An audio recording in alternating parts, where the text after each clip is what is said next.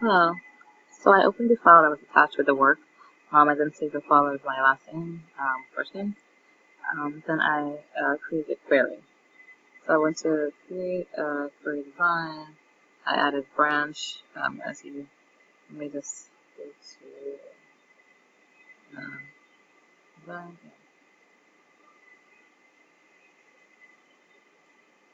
I added branch. And then added a manager from branch and start date. Here's what company I use. This calculation.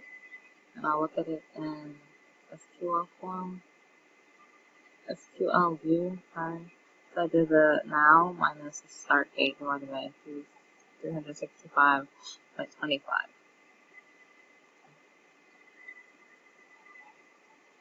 which then led me to the um, data view,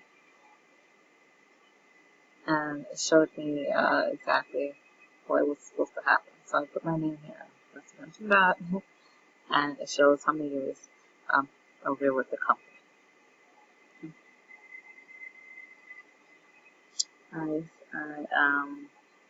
In addition, um, my things on here, I want to fix for the format and the caption will be for the company. I then saved it and saved it as longevity. Next, I created another query for customer balances.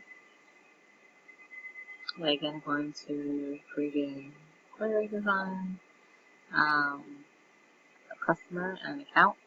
Did exactly as instructed. The last name, the first name, the balance. I then added the sum by um, I think it's left click or whatever, right click, and click totals. I then changed group by and put it to sum. Formatted as currency and total balance. Saved it as customer balances, and the last one is balances by city, and all pretty self-explanatory. Um, I added account and customer, city and balance. I then did the same thing. I did totals. I changed the total to sum. Format as currency, and the caption is total balance. And I save that as balances by city. What I definitely learned is how to actually do queries.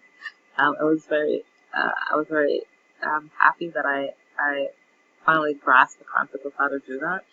I also learned how to add totals or totals query. In addition, I learned how to go to properties and format it in the necessary format that I needed. So for accounts and sums, I would have to use currency.